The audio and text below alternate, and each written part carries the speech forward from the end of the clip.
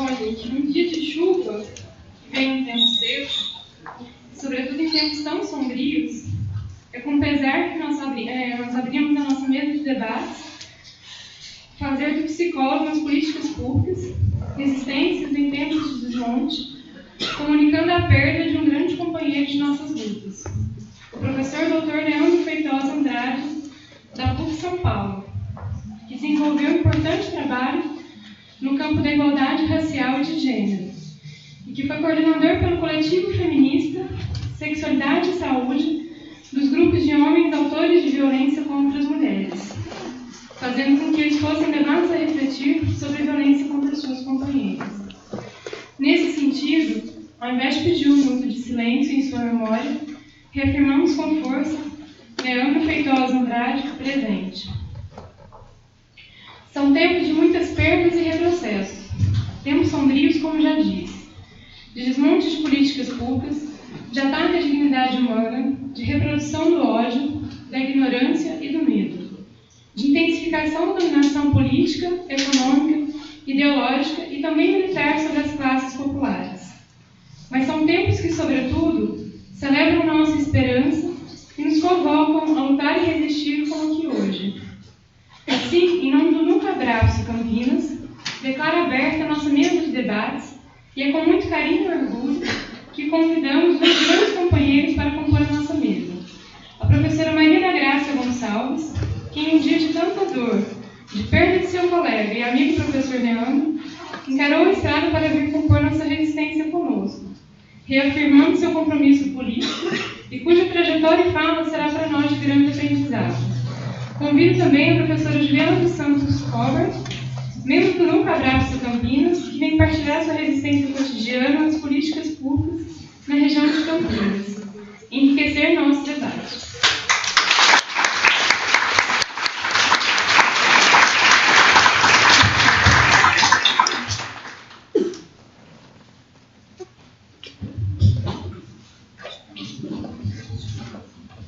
Eu esqueci de me apresentar, com tantas coisas para dizer. Eu sou Ana Carolina, psicóloga, professora da PUC Campinas e coordenadora do Nunca Abraço Campinas. Sejam todos bem-vindos.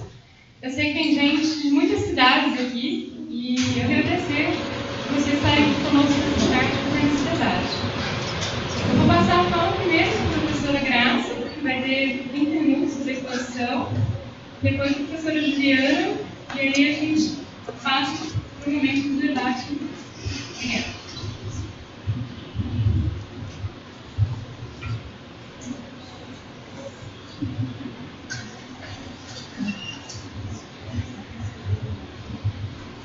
Boa tarde a todas.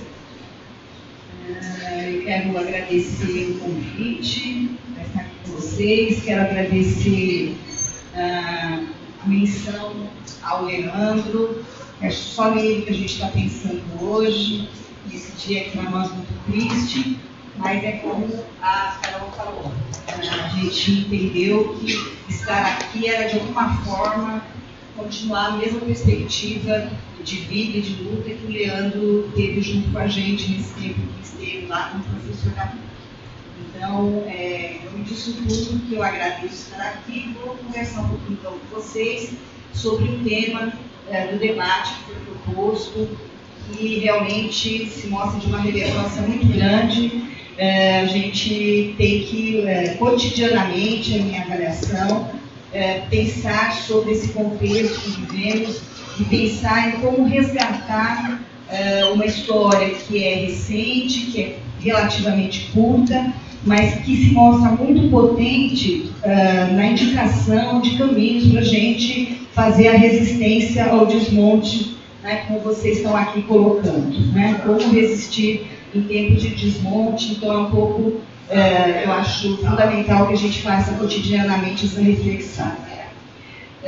Eu começo a minha fala trazendo um pouco aqui alguns elementos para a gente pensar, de um ponto de partida, né, que eu acho que é fundamental, que sempre que a gente for falar do fazer da psicóloga, do psicólogo, que é o termo aqui, o fazer das políticas públicas, que é alguma coisa que vem nos desafiando, né, mais recentemente, a gente tem que fazer essa reflexão, esse debate, com referência sempre a um contexto de onde se passa a se fazer, o que ele representa, em que lugar ele se dá, para que a gente tenha uma perspectiva realmente crítica dessa inserção e do que ela pode significar.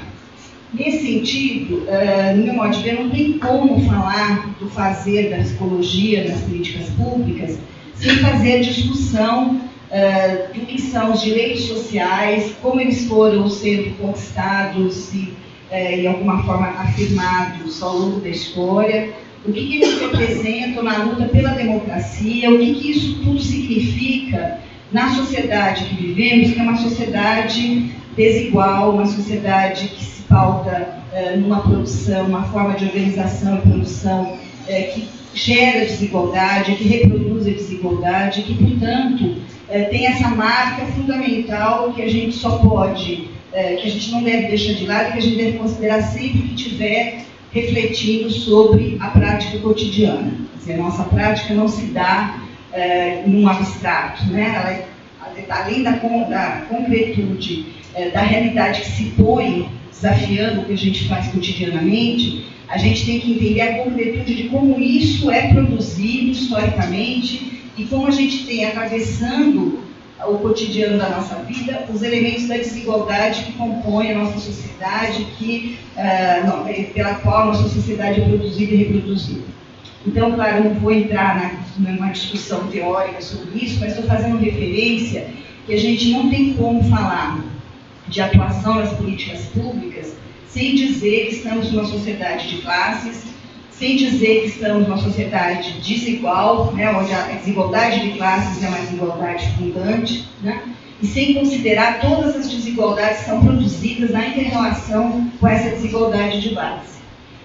E nesse sentido, quando a gente fala em direitos sociais, em democracia, que são outros aspectos relacionados com as políticas públicas, com a atuação, com o fazer nas políticas públicas, a gente também deve fazer essa análise na referência, tendo essa referência da sociedade na qual acontecem as políticas e na qual, de alguma maneira, se luta por afirmar os direitos sociais. Então, eu acho que a primeira grande questão que está sempre presente é a gente ir analisando o que hoje representa a luta pelos direitos sociais. Que relação ela tem com a democracia? O que representa tudo isso na nossa sociedade? Né? E quando a gente fala em desmonte, é porque a gente está considerando que alguma coisa estava sendo montada, né? Alguma coisa estava sendo produzida, alguma coisa estava sendo afirmada e implementada na direção de uma sociedade igualitária, de uma sociedade justa, de uma sociedade que fizesse, de alguma maneira, o enfrentamento da desigualdade. E, nesse sentido, a gente pode falar que a resistência ao desmonte, a resistência é avanços, né? E aí a gente precisa pensar que avanços são esses, temos que lutar efetivamente por segurar esses avanços, por resistir para que eles não sejam completamente perdidos. Então, acho que a primeira questão é essa, e aí eu acho que muitas coisas a gente pode discutir em torno disso, mas eu queria ter como eixo a discussão, como eu falei, dos direitos da democracia, pautados pela noção de igualdade, que é uma noção, a noção de igualdade, que a gente sabe, ideológica da burguesia, né? Uma noção que ideologicamente foi posta pela burguesia, portanto, representa no modo de produção capitalista um ideal, mas que se torna abstrato quando é considerada como uma igualdade, né, nos preceitos liberais, naquilo que atende aos interesses de desenvolvimento do modo de produção capitalista, quando é pautada por uma perspectiva individual, por uma perspectiva como eu falei, liberal, uma perspectiva de que é uma igualdade de saída. Né? Então, as pessoas nascem iguais, as pessoas são iguais, naturalmente iguais, e essa igualdade tem que ser, de alguma forma, reafirmada cotidianamente por cada indivíduo na conquista, né, dos seus direitos, que também são vistos como direitos individuais. Essa é uma primeira noção de igualdade. E eu estou falando disso, não é nenhuma novidade, mas para mostrar que muitas vezes, quando a gente fala em sociedade igualitária, quando a gente fala da luta por direitos, quando a gente fala de igualdade, não necessariamente a gente está falando de direitos sociais, né? A gente pode estar ainda no âmbito de uma ideia liberal de igualdade, que é todos os indivíduos são iguais. Mas o que quer dizer isso? Todos os indivíduos são iguais. Como é que historicamente isso foi sendo modificado? Porque, historicamente, no próprio desenvolvimento do capitalismo, a gente tem uma outra ideia de igualdade que vai aparecendo, que é a igualdade que eu chamo de chegada. Todos têm que chegar numa vida igual, em dignidade, em acesso a direitos, em garantia do mínimo necessário para viver, né? Então, isso é diferente da ideia liberal de igualdade que é de saída e que se apoia na meritocracia, cada um tem que se esforçar para conseguir, né? Isso é diferente quando a gente pensa numa igualdade de chegada, que é assumir que a sociedade deve garantir para todos os seus sócios, porque os indivíduos todos são sócios da sociedade, as mesmas condições dignas de vida. Mesmas não quer dizer exatamente iguais, todo mundo do mesmo jeito, mas quer dizer que todos terão acesso àquilo que é necessário para a sua existência digna, para a sua felicidade, para a sua realização. Isso que eu chamo de igualdade de chegada. Estou fazendo essa comparação para a gente refletir sempre que falar em direitos não é uma coisa simples, né?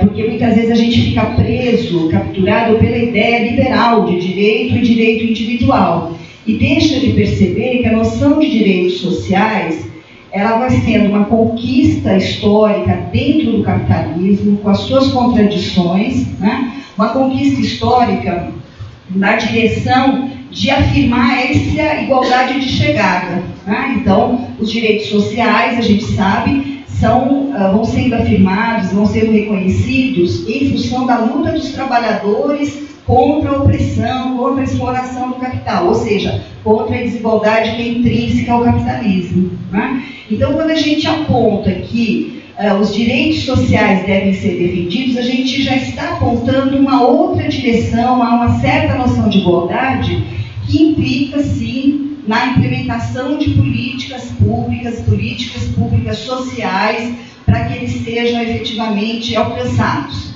Aí a gente muda o foco na ideia da meritocracia, de cada um tem que conseguir o seu esforço próprio, para uma ideia de que a sociedade como um todo deve garantir as condições, os mecanismos para que todos os indivíduos alcancem essa vida digna e alcancem os seus direitos.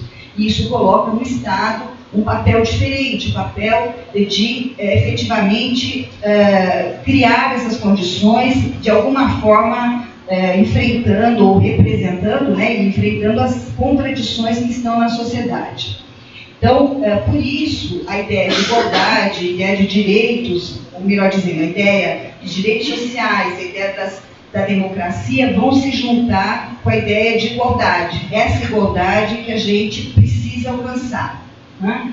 Por isso, esse é um campo que são questões que atravessam o campo das políticas sociais.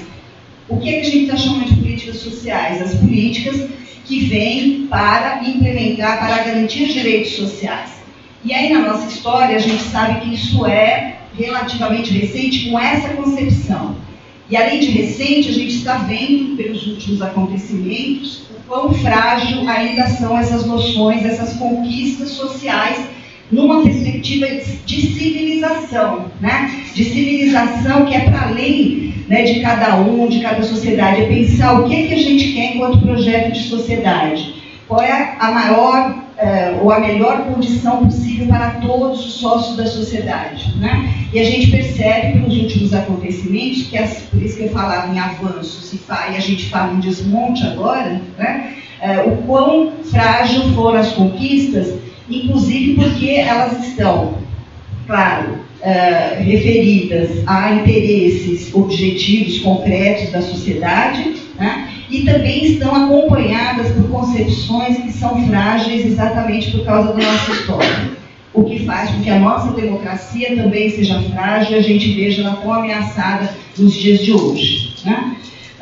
Então, que história é essa? Aí a gente tem que começar a olhar a nossa história de um país periférico no capitalismo mundial, de um país onde a luta dos trabalhadores sempre foi, de alguma forma, dificultada e mais complexa no sentido de enfrentar uma realidade econômica diversa, né? Onde a organização dos trabalhadores teve alguns momentos de fortalecimento, mas também teve momentos de combate a essa organização em função da realidade econômica do país.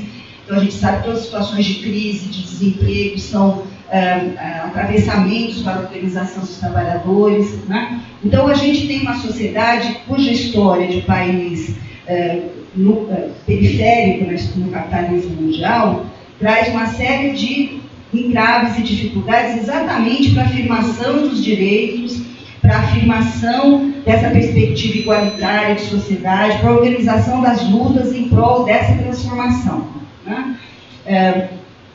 A gente sabe também que, em termos do desenvolvimento do capitalismo mundial, o neoliberalismo, né, traz toda uma perspectiva de enfrentamento das crises do capital ocorridas a partir da década de 70, meados do século XX para frente, né, que vão colocar aquela ideia, né, de que não é o Estado que tem que resolver, que na verdade o capitalismo sempre tentou, os interesses do capital sempre apareceram no Estado de uma forma que os seus interesses fossem garantidos e reproduzidos, né? O que a gente, portanto, sempre o mercado, né, foi a outra entidade da sociedade com a qual a gente disputa a questão dos direitos, a questão da igualdade, né?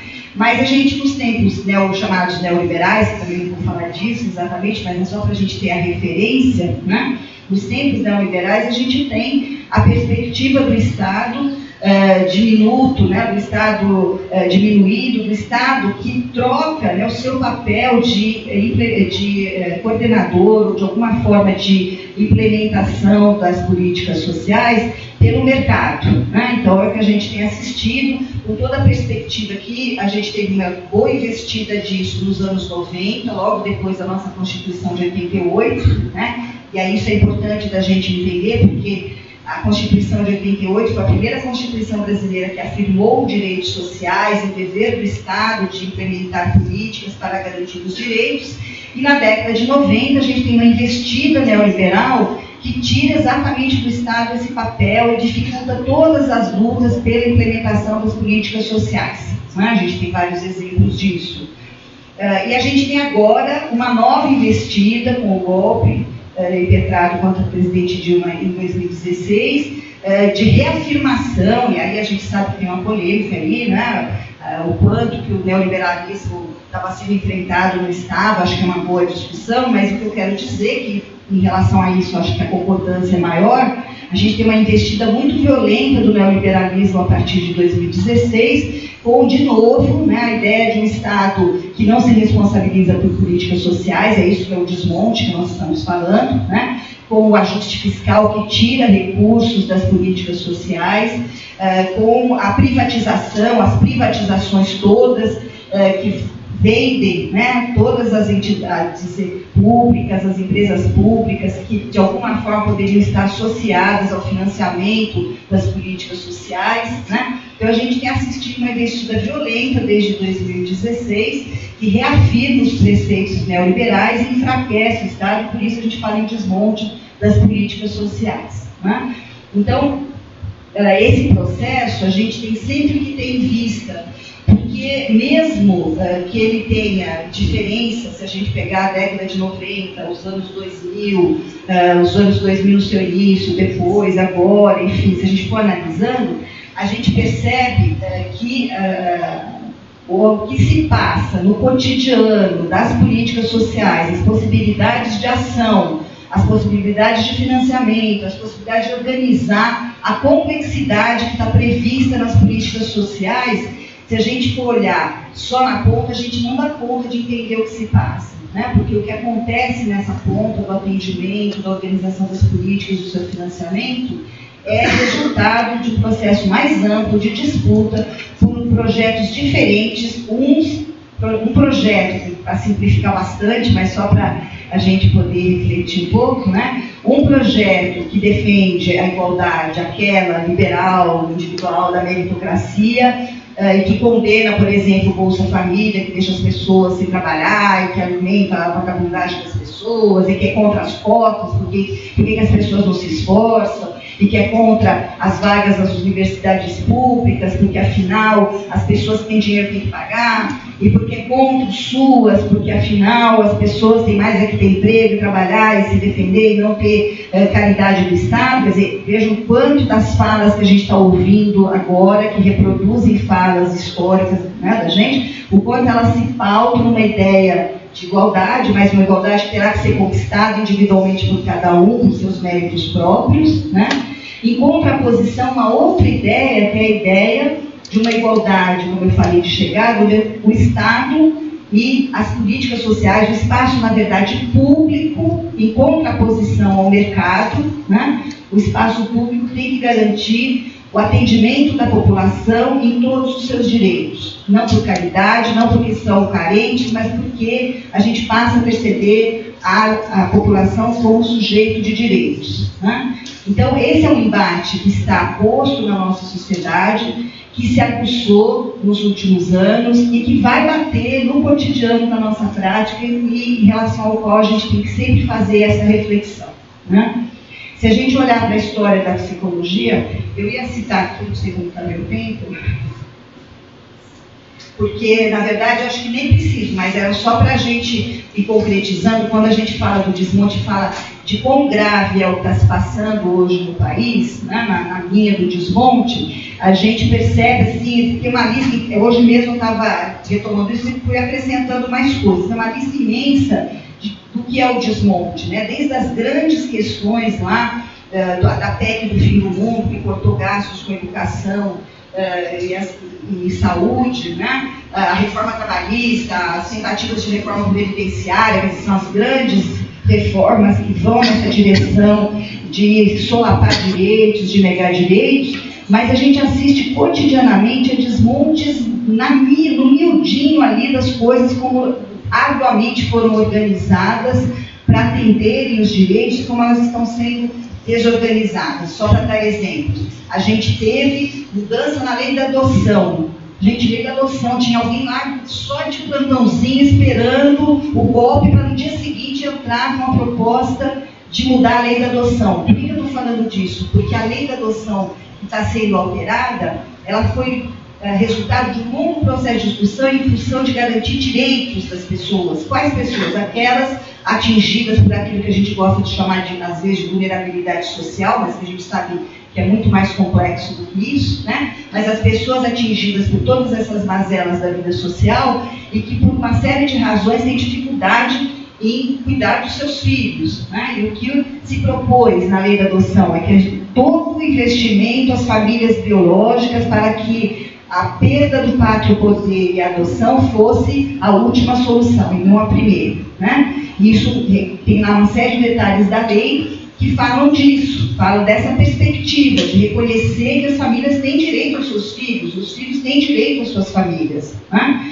E aí, de repente, você muda o tempo em que as crianças podem ser adotadas, você facilita a adoção por estrangeiros, quer dizer, você muda a forma de avaliação do processo de adoção. Para quê? Para simplificar, para rapidinho você dar um jeito e tirar as crianças das suas famílias para serem adotadas. Por quê? Porque isso também diminui a responsabilidade do Estado em garantir vida digna para as famílias dessas crianças. Eu vejo como as coisas estão relacionadas. Então, parece um detalhe, mas não é, né? É o desmonte acontecendo em muitas situações. Eu não preciso falar, porque vocês sabem, do desmonte da atenção básica, do desmonte do SUAS, do programa, como chama aquele? Feliz, Criança Feliz, né? O programa infeliz que chama Criança Feliz, que volta, quer dizer, que ele consegue trazer ali, rapidamente, tudo aquilo com que o SUAS lutava contra, para fazer rupturas, né? O SUAS vem para dizer, não devemos ter políticas assistencialistas, a assistência social é um direito, não é caridade, não é uma questão de primeiras damas, é uma questão institucional, de uma política implementada por um sistema, não deve ser pontual, tem que pegar a população, o território, a família, junto a criança, e aí vem a Criança Feliz e derruba tudo isso, e lá desestabiliza, desestrutura, ou tenta desestruturar todo o trabalho que o SUAS vem fazendo, né? E aí sei lá, a gente pode pegar inúmeros exemplos. Exemplos esses das políticas mais estruturadas e que vão sendo atacadas, né? Mas exemplos também de concepções, porque a gente estava num processo, né, de avanço nos direitos sociais, que ainda precisava de muita coisa, né, para ser alcançada. Tanto que alguns dos direitos a gente, de alguma forma, tinha estruturado em sistemas, os SUS, os SUAS, que conseguiram, né, nas suas lutas, uma organização maior. Mas a gente sabe que tem situações emergenciais, situações graves na nossa sociedade que precisam de ações e políticas diretas, que a gente reuniu sob a rubrica dos direitos humanos. O que está lá nas políticas de direitos humanos? A igualdade de gênero, igualdade racial, o fim da tortura e da crueldade nas prisões, nas instituições de abrigamento, de asilamento. Então, que são as situações extremas, que não estão ainda, e ia demorar muito para serem garantidas pelas políticas mais, digamos, regulares, entre aspas, né? E aí a gente tem todo um conjunto de políticas de direitos humanos que tinha uma razão de ser, a razão de atacar mais diretamente, conseguir ali um resultado mais rápido, né? Que se permitisse uma articulação com as políticas mais sistêmicas, né? Isso foi a primeira coisa que o golpe derrubou, né? A Secretaria de Direitos Humanos, as Secretarias das Mulheres, Secretarias de Igualdades Raciais. Então a gente está vendo assim, muitos exemplos de que o desmonte não é pouca coisa e não é brincadeira. É uma outra concepção que vem com tudo, claro, alimentado por uma perspectiva de ajuste econômico, ajuste fiscal, de perspectiva que, na verdade, faz o quê? Faz um enfrentamento, e aí que eu queria, para ir terminando, né, dizer para vocês, um enfrentamento de uma perspectiva que, se não era revolucionária, né, e aí é toda a discussão, ela, de alguma forma, alterou a estrutura da sociedade brasileira nos anos 2013 em diante, estou falando dos governos Lula e Dilma. Né? Não foi revolucionária, mas alterou. Alterou e mexeu naquilo que não se mexeu nunca na história do Brasil, que é a estrutura de desigualdade, que se colocou como horizonte a atendimento de direitos sociais, pela primeira vez na história do Brasil. Pensando direitos sociais na sua universalidade, outro conceito que a gente às vezes repete lá no SUS, não sei o que a gente não se dá conta como ele é importante. A universalidade que mostra uma concepção, essa dos direitos de chegada, que eu falei, da igualdade de chegada. Por isso tem que ser universal, porque todo mundo tem que chegar lá. Não é um ou outro, né? Todo mundo tem que chegar lá. Então a universalidade é fundamental. E a universalidade das políticas, vocês sabem que é uma das primeiras coisas que foi atacada pelo golpe. Né? Quando a gente tem no Sul, o SUS sendo ameaçado exatamente pelo crescimento lá dos planos populares, da reorganização da gestão, do crescimento das OS na gestão dos serviços, e aí atrás das OS, interesses outros dos setores privados, que estão cada vez crescendo mais, e agora já descaradamente os defensores disso, dizendo que não existe essa ideia de atendimento gratuito universal, é impossível. Né? Essa semana no jornal, não lembro quem era, mas tinha lá uma entrevista com um especialista em administração da saúde, essas coisas todas, dizendo que essa ideia é impossível de ser realizada, que tem que ter, sim, saúde privada, que tem que ter, sim, serviço de saúde pago, que a ideia do SUS é impossível de ser realizada. Então, a ideia da universalidade é outra que é combatida a todo momento. Né? Então, acho que são esses elementos que a gente tem que fazer a reflexão e perceber que, sem a gente explicitar, a gente não terá uma sociedade democrática. Quando a gente fala em democracia, de qual igualdade a gente está falando? Igualdade de participação. O que afeta a igualdade de participação? E aí a gente tem muitos outros elementos que a gente deve considerar. A nossa desigualdade, que é uma desigualdade de classes, ela é também uma desigualdade de raça, ela é também uma desigualdade de gênero, ela também tem outras desigualdades que devem ser consideradas e enfrentadas, porque isso traz a particularidade da nossa história, da história do Brasil, do capitalismo no Brasil. Né? Então, também, essas políticas que trazem essa perspectiva da igualdade e da universalização tiveram que se haver com a especificidade da nossa desigualdade e, por exemplo, ter políticas específicas para a questão racial, para a questão de gênero, para outras questões que têm que ser olhadas na sua especificidade, que não é em si mesma uma especificidade, mas é produzida pela própria história brasileira, pela forma como a escravidão atuou e incide na nossa história, como o processo de colonização incide na nossa história, todas as questões sobre as quais a gente tem que refletir. Por isso a nossa democracia é tão difícil de ser conquistada. Por isso a nossa democracia é frágil. Não é porque o povo brasileiro assim não é de nada, né? Como muitas vezes certas concepções que se veiculam por aí, comparando o Brasil, a Suécia, a Noruega, nada contra, enfim, cada um vive a sua vida, mas assim, o que o Brasil representa nessa relação? Né? O que faz do Brasil ser um país que comparativamente é chamado de atrasado, ou de incompetente, ou disso ou daquilo? A gente sabe que não é essa comparação que vai explicar, mas é exatamente o processo histórico que é marcado pela escravidão, por uma ideia de subalternidade que atravessa as nossas relações, por uma igualdade que é entranhada na nossa subjetividade, uma desigualdade que é entranhada na nossa subjetividade. E são esses aspectos que a gente tem que considerar para falar de igualdade, para falar, portanto, de políticas sociais, de direitos sociais, para falar dos princípios das políticas, que é a universalização, o atendimento integral. Quem é esse sujeito integral? Né? O que a gente quer com isso? Então, todas essas noções têm que ser refletidas nesse contexto mais geral. E aí, nos meus 5 minutos aqui, vou falar brevemente de como tem sido a psicologia, depois a Juliana traz a experiência, né, da prática, mas historicamente, como é que tem sido a psicologia nesse lugar? E a gente tem uma história de profissão que foi durante muito tempo subsidiária de outras áreas no campo social, né, que não era protagonista no campo social, durante um período, porque ela não era nem profissão regulamentada ainda, né, até a década de 60 a gente era só um saber utilizado por outros profissionais, mesmo aqueles que praticavam psicologia, praticavam como estudiosos da área e ofereciam esse saber, por exemplo, aos médicos, aos educadores, aos administradores, para estabelecerem classificações das pessoas, avaliações das pessoas, para poder predominantemente, a gente sabe que não é só isso, mas predominantemente colocar, né, a pessoa certa no lugar certo, saber como deve formar as classes na escola, e a gente sabe que a psicologia, durante um bom período, com a sua visão do indivíduo fora do contexto, com a sua visão liberal de indivíduo, né, que predominava, a psicologia oferecia esse saber para outros profissionais trabalharem nas áreas no campo social. Né? Na década de 70, isso é bastante criticado pela própria categoria, e parcela da nossa categoria vai buscar outras formas de inserção social.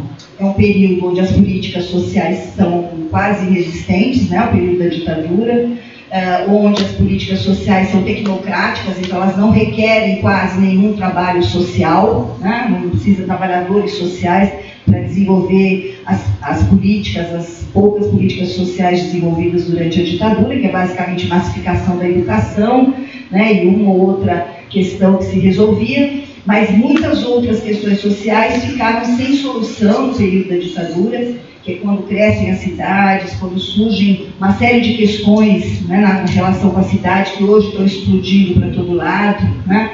A questão da moradia, a questão da educação infantil, das creches, né? Todas as questões que vão aparecer, mas que não têm resposta de políticas sociais no período da ditadura. Mas uma parcela da psicologia, que ficou conhecida como a psicologia comunitária, vai atuar nesse campo, tentando dizer, a psicologia não é só aquela que faz adaptação, não é só aquela que faz um trabalho com o indivíduo muitas vezes fora da instituição, que era um espaço de trabalho possível. A psicologia pode fazer um trabalho junto à população, pode fazer um trabalho junto a comunidades. E foi uma experiência importante para a nossa história. Por quê? Porque foi um exercício de alternativas a um modelo hegemônico, que era o modelo do negócio particular, né, do profissional liberal. Era um ensaio, vamos dizer assim, de uma ação mais institucional, mas que não era institucional porque não existiam essas instituições das políticas públicas, né? Não numa quantidade, numa amplitude que pudesse abarcar o trabalho dos psicólogos e psicólogas. Mas essas coisas se juntam, na verdade, exatamente na luta pela democratização, pelos direitos sociais na Constituição e pelas lutas na década de 90, que vão contar com muitos psicólogos e psicólogas no SUS, lutando pela implementação do SUS, para pensar práticas alternativas àquelas tradicionais que a psicologia conhecia. Por que alternativas? Porque o SUS pretende outro tipo de clínica, por exemplo, né? Não é a clínica do indivíduo, não é a clínica da patologia, não é a clínica simplesmente, né, do consultório que tira o indivíduo da vida social para cuidar, tratar dele de alguma maneira. É outra clínica, é a clínica ampliada, da escuta, da inserção do sujeito no contexto social, da consideração dos aspectos psicossociais da sua vida. Isso começa a ser exercitado na década de 90. Muito disso inspirado até nos trabalhos lá da psicologia comunitária, né? Uma outra maneira de fazer psicologia. Isso ganha força, vai aparecer também no trabalho com crianças e adolescentes, na década de 90, o ECA é promulgado, aí tem toda a luta pela implementação do Sistema de Proteção Integral Criança e Adolescente, e aí nós temos lá a psicologia pensando o que é o trabalho socioeducativo, como educar, como cuidar dos jovens, das crianças e dos adolescentes como futuros cidadãos, e não alguém que tem que ser ou tutelado ou punido pelo Estado, mas alguém que tem que ser educado para a vida social, num processo participativo, num processo de respeito a cada indivíduo como sujeito de direitos. Então foram experiências que começaram na década de 90 e que se aprofundam a partir de 2003. Por que a partir de 2003? Porque se amplia o espaço do trabalho social. Isso a gente não pode perder de vista. O trabalho profissional de psicólogos e psicólogas se amplia a partir de 2003, com a ampliação do SUS, com a criação do SUAS, com a criação de inúmeras políticas, aquelas que eu falei, de garantia de direitos sociais, nas áreas mais sistêmicas, mas também na discussão da igualdade de gênero, na igualdade racial, no enfrentamento das questões de segurança, no enfrentamento das questões da comunicação, da defesa civil, uma série de outras áreas que vão aparecendo como demandando o trabalho da psicologia para a garantia de direitos sociais. Então, é importante que a gente perceba que nós temos, paralelamente a uma história difícil de luta por direitos sociais, uma história interessante de profissão. Uma história de profissão que, de alguma forma, sempre esteve lá dizendo que pode ser diferente, né? Pode ser diferente quando lutava contra a ditadura e por direitos e pela democracia. Pode ser diferente quando, na década de 90, dizia vamos implementar o trabalho socioeducativo, o trabalho psicossocial. Diferente quando, a partir de 2003, regaçou as mangas e foi, né, ocupar os postos de trabalho do SUS, do SUAS e de muitas outras políticas para fazer valer direitos sociais. Então, é isso que nós temos para enfrentar o desmonte. É assim que eu queria terminar. Nós não estamos do mesmo jeito que a gente estava em 88. A gente está em 2018, 30 anos da nossa Constituição. E aí nós temos mais elementos para enfrentar o desmonte. Esses elementos passam por continuar fazendo o que a gente está fazendo. Clínica ampliada, trabalho socioeducativo, acolhimento, acompanhamento. A gente está numa discussão, vocês conhecem, ela já está sendo divulgada, de que mais do que falar em áreas de trabalho, ou abordagens teóricas, ou clientela com a qual eu trabalho, a gente tem que falar em processos de trabalho. Porque a gente cita uma série de ações possíveis a partir do saber da psicologia. Então, é o processo de acolhimento, os processos de acompanhamento, os processos de mobilização, os processos culturais, os processos grupais, os processos terapêuticos, claro, também, os processos de formação. A gente já listou 15 processos nos quais os psicólogos estão envolvidos. Então, a gente está fazendo. Como é que a gente enfrenta o desmonte? A gente continua fazendo da melhor maneira possível, sem abrir mão dessa conquista profissional e política e de concepção de sociedade e ética, que é trabalhar pelos direitos sociais. Então, acho que é não perder de vista essa possibilidade. E, para que isso realmente possa acontecer, acho que tem, como eu já falei, não perder de vista o contexto, quer dizer, a nossa prática acontece sempre dentro de um contexto, e a gente tem que fazer essa reflexão sempre que possível, por isso um debate como esse eu considero da maior importância, né? A gente tem que saber que o espaço social, da organização social, os coletivos, sejam quais forem, nos quais a gente pudesse inserir, é a forma da gente fazer o enfrentamento, né, no sentido de ter projetos que não sejam individuais, mas sejam também projetos coletivos, né? Então, toda a forma de organização em entidades, em partidos, em sindicatos ou em coletivos de qualquer ordem que a gente considere importante, são possibilidades que a gente tem de fazer o enfrentamento e de não perder essas duas perspectivas a que eu me referi. A perspectiva de que nós estamos fazendo, sabemos fazer e podemos melhorar, e a perspectiva de que o contexto é adverso, mas nós vamos enfrentar, né? Então, acho que é isso que eu queria deixar, né? Um apanhado aí de elementos que devem ser considerados, de elementos que estão presentes na nossa história e, portanto, estão atravessando a nossa prática e que, ao mesmo tempo que nos deixam perplexos, né, pela quantidade de desmonte que a gente está assistindo, também podem nos fortalecer para fazer o enfrentamento e não abrir mão de uma sociedade justa, igualitária, democrática, realmente transformada. Obrigada.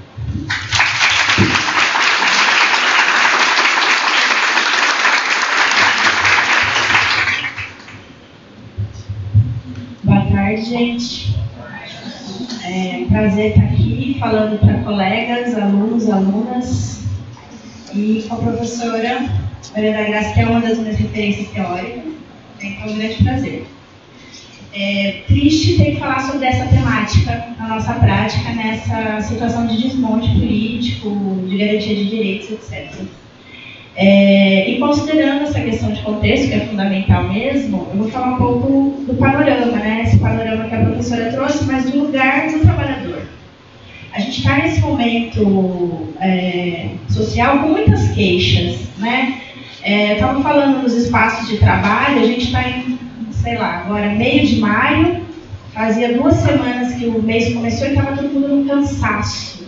Né, um cansaço extremo, assim, parecia que era dezembro, depois de um ano atropelado, que o quanto que tudo isso, desse contexto social, tem impactado diretamente na nossa construção subjetiva, no nosso fazer. Então, é um aluno cansado, um trabalhador cansado, um usuário cansado, então tem todo um sofrimento que esse panorama nos coloca, que precisa resistir, senão a gente não consegue sair de casa, levantar da cama, etc.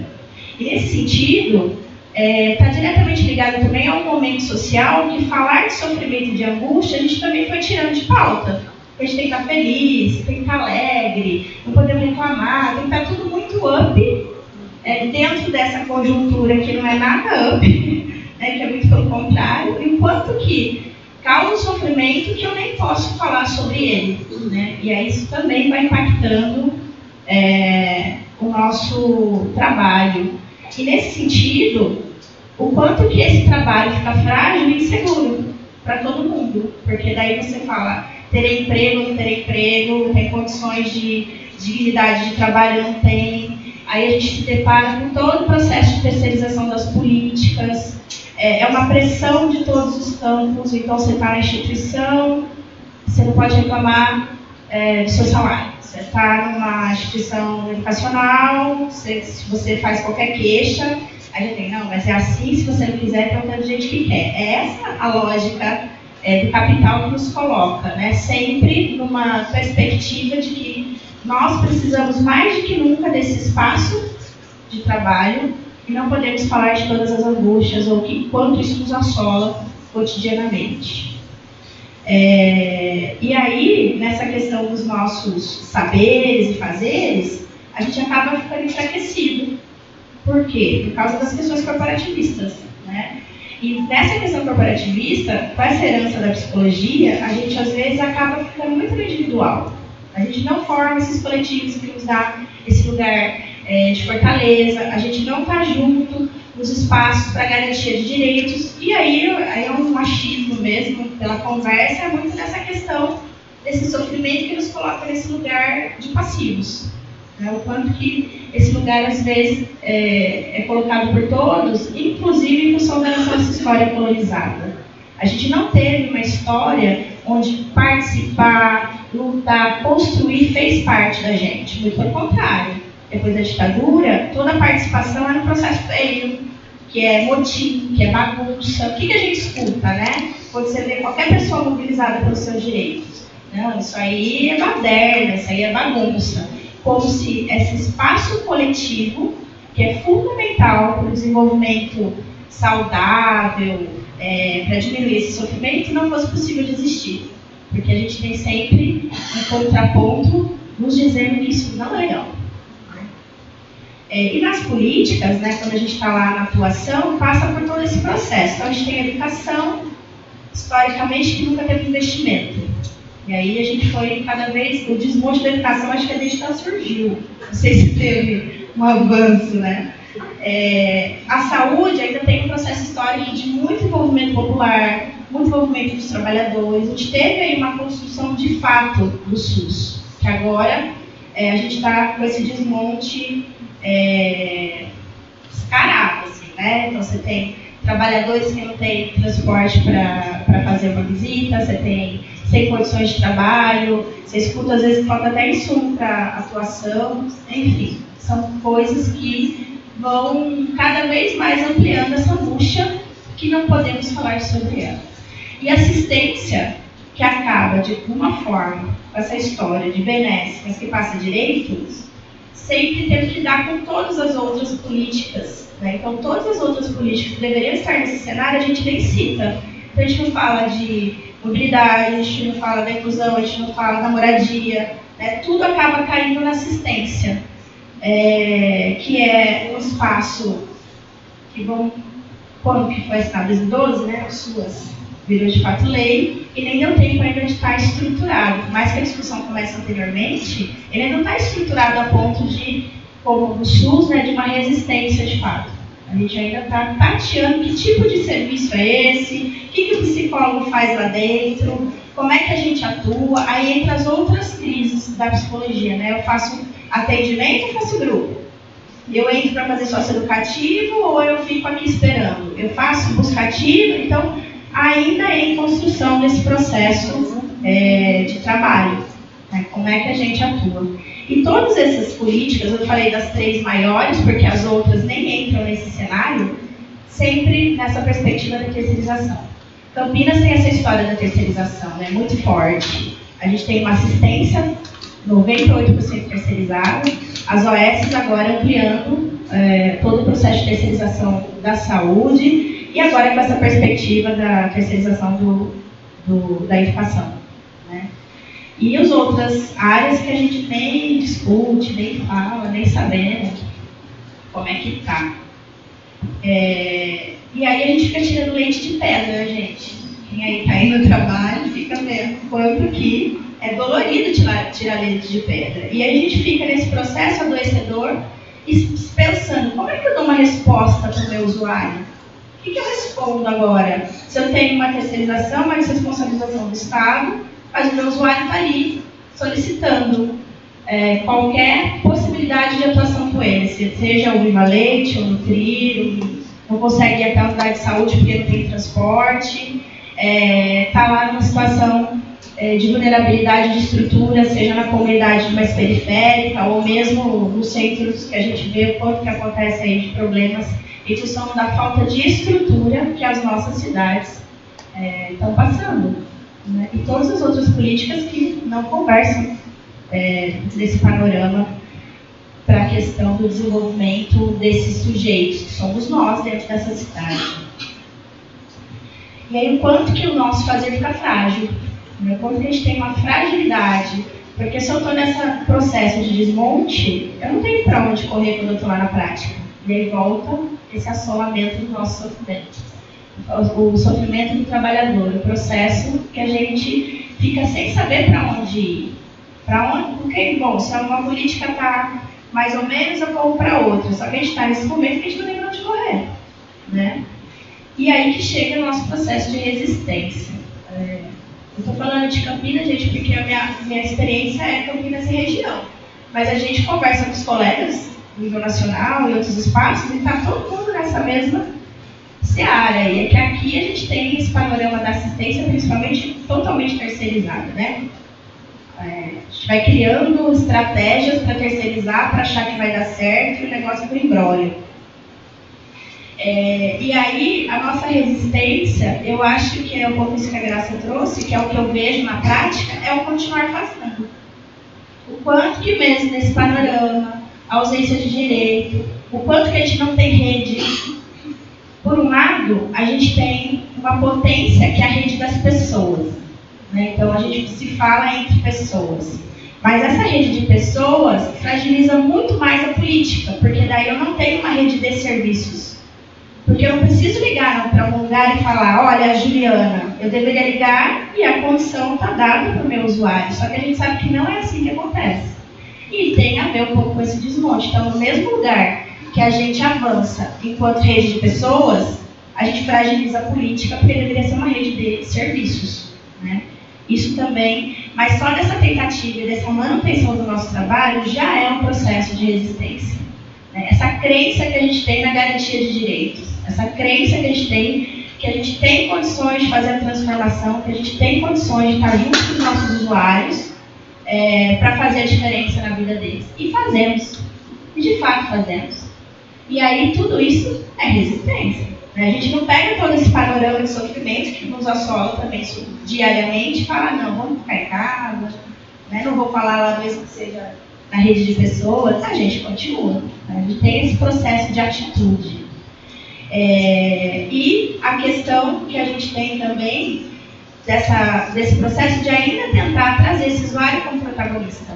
Né? Não é nossa história, é muito difícil. Né? A gente faz uma reunião, vem chama os usuários, vem 2, né, chamam 150.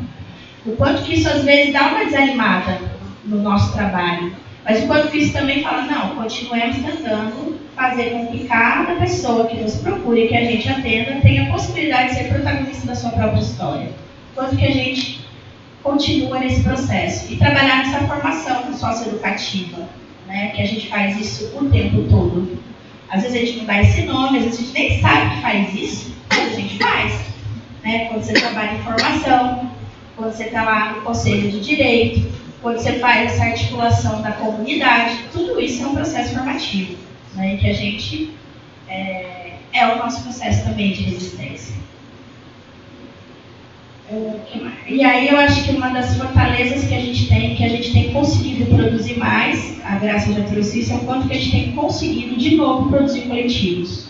Né? A gente teve um tempo aí sem os coletivos e agora eu fico feliz e tenho visto cada vez mais os coletivos se organizarem. Né? Da juventude, dos próprios psicólogos, das reuniões que a gente tem da Abraço, o espaço do conselho sendo melhor envolvendo outras pessoas melhor aproveitado, os grupos que surgem nas universidades, nas faculdades, os grupos de estudantes que avançam quando criam uma estratégia lá nos seus campos de estágio supervisionado. Então, acho que todos esses processos do fazer, lidando com todo esse panorama, é um processo de resistência que a gente tem. E é esse processo de troca e afirmação que também dá esperança para a gente, né? E dá esse gás a gente conseguir olhar para tudo isso e ainda fazer, ainda avançar, pensando nesse processo que é nosso, né, do profissional psicólogo, de lidar. Como é que a gente lida com esse sofrimento psíquico, que a gente não está podendo falar muito sobre ele, para garantir direitos e para ter mais possibilidade de qualidade de vida para as pessoas. Então, eu acho que é isso que a gente faz o tempo todo em todas as áreas. E perdi aqui. O quanto que a gente tem que ter, então, nesse processo, que não podemos perder de vista, o compromisso social, o nosso compromisso junto com essas pessoas, na questão ética, em fazer, não para pobre, mas com dignidade, não porque é o que tem, mas é porque a gente está acreditando naquilo. Né? Eu falo muito para os meus alunos, que às vezes eles têm a fantasia de que grupo é para pobre. O SUS faz grupo. Não, o grupo é uma potência por si só. Enquanto que a gente vai promovendo isso de forma ética, de forma a trazer as informações corretas, e aí isso vira uma potência para os usuários. né? Quando a gente sai desse lugar, eles continuam na sua organização, da sua comunidade, dos seus fazeres, né, do grupo de mulheres, gestantes, seja ele qual for. E para fechar, né, o quanto que a gente precisa também trabalhar nesse processo de formação, né? Estou vendo aqui tanto de estudante. E o que a gente tem feito também na formação do profissional psicólogo, né? Uma que a gente tem poucas faculdades que tem a disciplina de política pública, né? Acho que tem pouquíssimas, e algumas que tinha agora viraria AD, que eu acho que isso também é uma discussão que a gente precisa pautar. Tem a tecnologia, que não podemos mais fugir dela, mas o quanto que o EAD também desqualifica esses espaços coletivos, né? A troca, o discurso, a conversa, né? E aí eu vejo que as discussões das políticas públicas nas faculdades estão indo para a distância. Eu acho que isso tem duas situações. Além do capital, né? A gente precisa baratear as coisas sempre, principalmente das instituições privatistas, mas também a gente tem o desinteresse das pessoas. Né? Quando você fala assim, quem gosta de política? 2, 3 levantar a mão e ninguém torceu o nariz, já estão no lucro. Porque a gente tem essa história de trabalhar a politicagem, não a relação política, que é visceral na nossa vida, que faz parte da construção do nosso cotidiano, de relações de poder, de relações de trabalho, né? Todo que a Maria falou que é legal, o processo de trabalho. Né? Eu estou lembrando de 2 grupos que eu estou acompanhando que estão, nesse momento, discutindo o processo de trabalho. Né? Quanto que isso faz sentido nesse processo de desmonte. Que lugar é o meu? Como é que a gente atua nesse lugar? Como é que esse lugar garante ou não o direito, mesmo tendo uma missão lá bonitinha, organizada? Né? Então, acho que a nossa resistência passa por esse processo do coletivo, de estar junto, de estar discutindo, de estar ampliando, de trocar, de trazer as referências que a gente tem e fazer essa rede de fato de serviços, essa rede de fato de crenças que tem possibilidades de lutar e de estar junto com esses usuários para garantir todo esse processo de direitos sociais, não da BNS, né, da saída e não da chegada. Acho que é isso, gente. Vamos abrir aí e a gente vai conversando.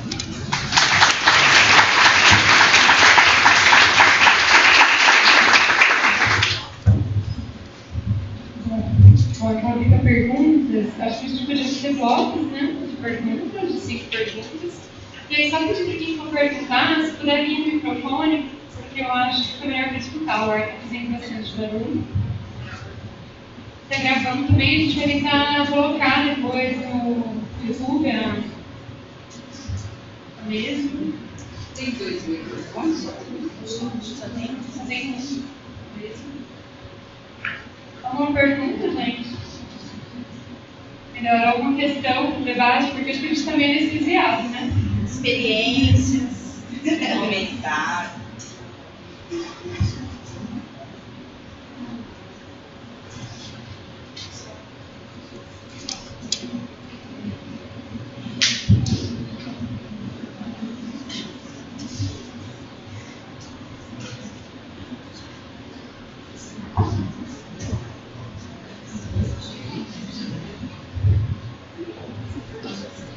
Boa tarde a todos e a todas. Meu nome é Sibeli Sanches, sou psicóloga, atuo na Médica Complexidade em Sumaré.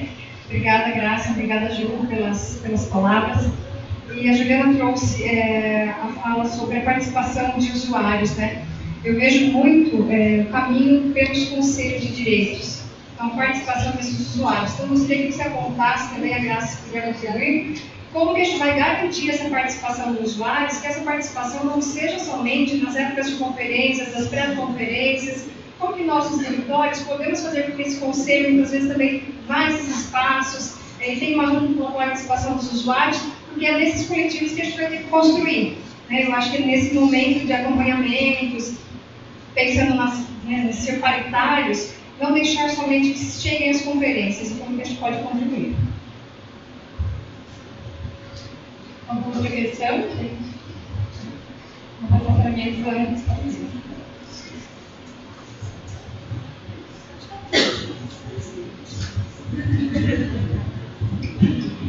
Esse é um grande nó, né, Sibeli? Acho que a gente trabalha com essa questão há anos, assim, como é que eu acolho a participação dos usuários. Eu acho que tem essa questão histórica, que não faz parte da nossa história participar, né, e que a gente precisaria trabalhar isso na educação. E quando a gente tem crianças e adolescentes que passam por alguma formação, às vezes nas instituições de contraturno, que tem uma visão mais de colaborar com essa perspectiva, eles participam, né? Mas eu acho que um grande gargalo que a gente tem, quando eu estava lá no Conselho de Assistência, é que assim, a gente faz a reunião das 8 às 5, de segunda a sexta. Ninguém trabalha, ninguém estuda, né? Fica sempre na perspectiva do melhor horário para o trabalhador e não para os usuários, de fato. A gente não rodizia horário, a gente não pensa numa perspectiva de fim de tarde, sábado, de manhã, sei lá. E a gente escuta muito isso assim, o usuário não participa. Já tem que entender tudo. Como assim? De tudo das 8 às 5 não é de tudo, né? Então, acho que passa por um processo formativo e passa por essa perspectiva de verdade, tentar achar um caminho de participação e não falar, venham, né? Como se fosse simples.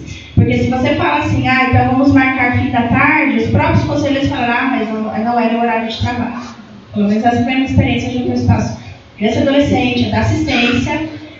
Agora eu sou suplente do Conselho da Mulher, e da mulher eu tenho visto um movimento diferente, que as reuniões se alternam nos horários, para dar possibilidade de participação.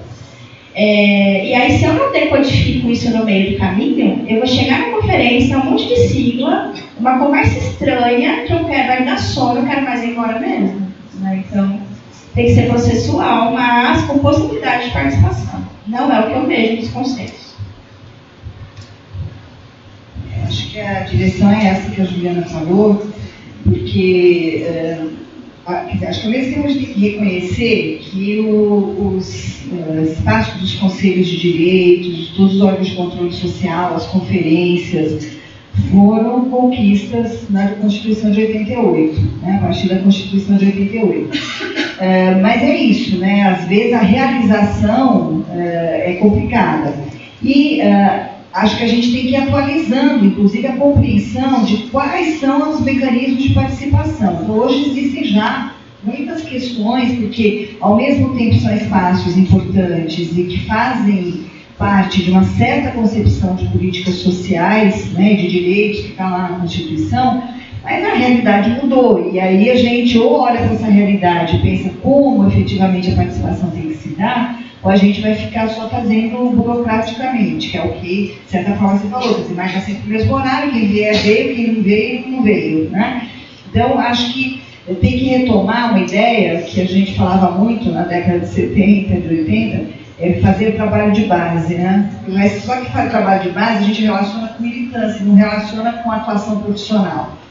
E aí vem uma questão que eu sempre penso, num certo sentido, trabalhar nas políticas sociais é um tipo de militância, né? Por que é um tipo de militância? Porque, assim, requer que a gente tenha posição, requer que a gente acredite no que está fazendo, requer que a gente tenha certa flexibilidade e estabeleça, para além das metas e objetivos que o próprio trabalho tem, a gente tem que ter os nossos, que não são ser individuais, nem devem, né? Mas ser de algum projeto ao qual a gente adere. E isso faz com que a atuação tenha um certo nível de militância nesse sentido. E aí, é claro, se eu tiver disponibilidade de fazer uma reunião eventualmente no outro horário, vai ser formal. A hora que cai no formalismo, você esvazia, né? Agora, pode ser sacrificado demais para o trabalhador. Então, tem que pensar como não ser um sacrifício a mais para o trabalhador, né? Como o próprio trabalhador, percebendo a importância disso, conquista esse espaço, como o próprio conselho se organiza para viabilizar. Essas coisas todas têm que ser ditas frequentemente e requer, um espaço, deveria ser, muitas vezes não é, também já conheço pesquisas que mostram isso, os conselhos deveriam ser espaços de formação. E não se supõe que a pessoa já sabe tudo, e claro, o que já sabe, porque tem interesses específicos, porque vem representar alguém que já passou na frente, já tem lá a sua maior clareza do que quer, não ensina os outros, vamos dizer assim, você acaba fazendo a participação ficar vazia, esvaziada, isso desanima as pessoas também. Então são muitas coisas que a gente tem que olhar, né? Acho que a gente tem, como alguém da psicologia, a gente tem que estudar o que é participação. Quando que as pessoas se sentem participando? Quando que elas se sentem sem ouvidas? O que é ouvir as pessoas? O que as pessoas sentirem que estão participando, deliberando e de alguma forma interferindo nas coisas, né? Então a gente precisa estudar isso e levar sempre que possível isso para os espaços de participação. Porque realmente depois de 30 anos, né, de tentativas, né, a gente tem muitos espaços que estão formais, burocratizados e esvaziados. Então a potência que eles tinham ficaram pelo caminho. Como é que a gente recupera, né? Acho que a gente tem que reconhecer outras formas de organização, outras formas das pessoas se manifestarem e de alguma forma incorporar isso nesses espaços. As perguntas, gente? Tem uma pergunta que eu vou deixar minha para o final.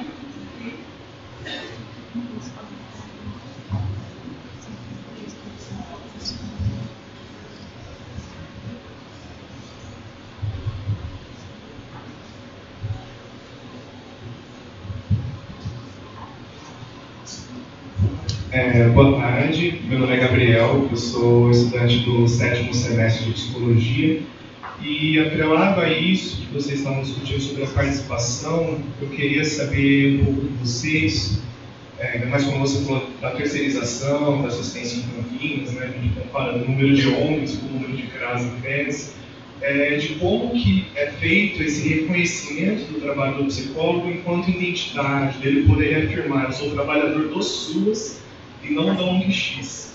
Então, eu queria saber como que funcionam esses processos de reconhecimento dentro do âmbito do trabalho e a níveis macro de conceito.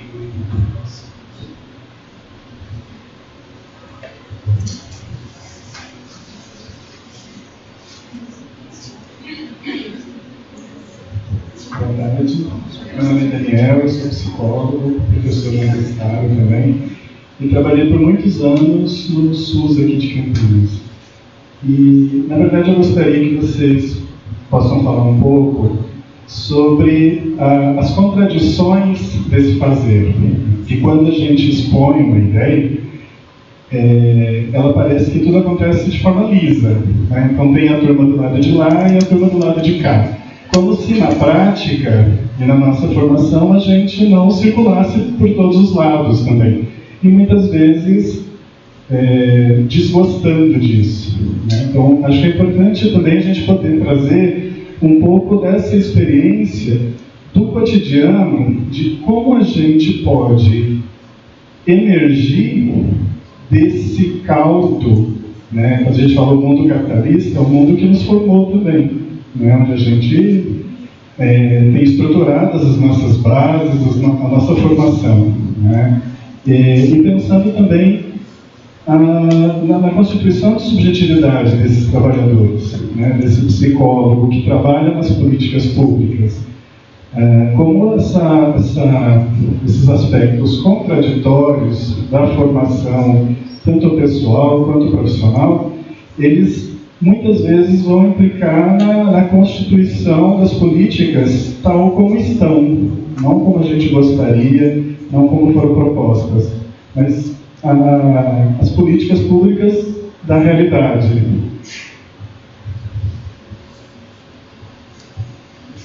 Mais alguma pergunta, gente? Não? Eu vou engatar a minha pergunta e aí, se tiver mais algumas questões. Daniel, falando de contradição, eu perguntei um pouco a ver com isso. Eu queria perguntar para vocês, enquanto professores universitários, né, assim, pensando nesse papel do psicólogo na universidade, que é um pouco hoje. Eu compreendo que a gente vive no estado de exceção. Né? Desde o golpe, desde que a gente rasga a Constituição em 2016, com impeachment da Dilma, com impeachment, golpe, a gente não pode falar impeachment. É muito louco você pensar que ter esse golpe não podia a gente vai comprar pão. Então eu decidi que será que quando eu estudei, né, a ditadura militar, golpe de 64, será que eu achava que foi um dia? Eu acho que eu achava que era um dia, né? Aquele dia que aconteceu aquela bomba, e aí foi assim, hoje é militar. Então isso foi um processo. Quando eu me dei conta que a gente vem nesse processo, isso foi assustador, né? E aí, assim, eu tenho sentido enquanto docente, eu já conversei com uma professora e disse assim, professor, antes, né, na ditadura, a gente estava na sala de aula dando aula e vinha um policial e te arrancava de dentro da sala de aula. Agora não é o policial. Agora é o aluno que te avalia, te chama de professor comunista, de professor que tem ideologia, de professor que está fazendo lavagem cerebral, né? E muitos de nós, a gente tem ido para salas de aula com cuidado e tem ouvido os colegas, tome cuidado. Quando eu penso nisso, já fico pensando, como fazer eu tomo cuidado sem ser eu tomo posição, sem ser eu marco posição, né? E como promover o ensino assim, né? Porque não dá para se pensar no ensino cerceado, né? Na educação cerceada. No entanto, essa fala, quando teve a votação da escola sem partido, também achei que era uma coisa, não, isso não vai passar, isso é lá. Não, isso está aqui, porque isso daqui está no seu Facebook, você não pode postar determinada coisa, está na sua postura, né? Então isso tem me incomodado, né? Esse cheiro de estadização que a gente tem vivido agora. Espaços como esses são espaços subversivos, são espaços possíveis. Igual o espaço da Draft, que a gente vem tentando se reunir todos os meses. Aliás, gente, todos convidados, toda segunda-feira do mês, né? Porque só no próximo mês que a gente vai se reunir no dia 4, lá no CRT. Então a gente tem pensado na potência desses espaços, mas a sala de aula para mim também é um espaço potente. E como fazer essa resistência em sala de aula, né? Com esse ensino tão cerceado, esse ensino tão tutelado, e fazer o enfrentamento desse processo que está. Enfim, acho que a gente ainda não conseguiu, né? É tão desmonte que a Graça falou. A gente viu uma coisa assim: você vai para o protesto, para a rua, você leva os 2 pauzinhos, aí você só muda o cartaz. E quem não está falando você, eu preciso dessa, eu lembrava dessa. São milhares, né, de coisas, o tempo todo pipocando, que não dá nem tempo da gente se organizar, aprofundar o debate e fazer a resistência. Alguma questão, gente? E aí eu penso. Bom, então vamos lá.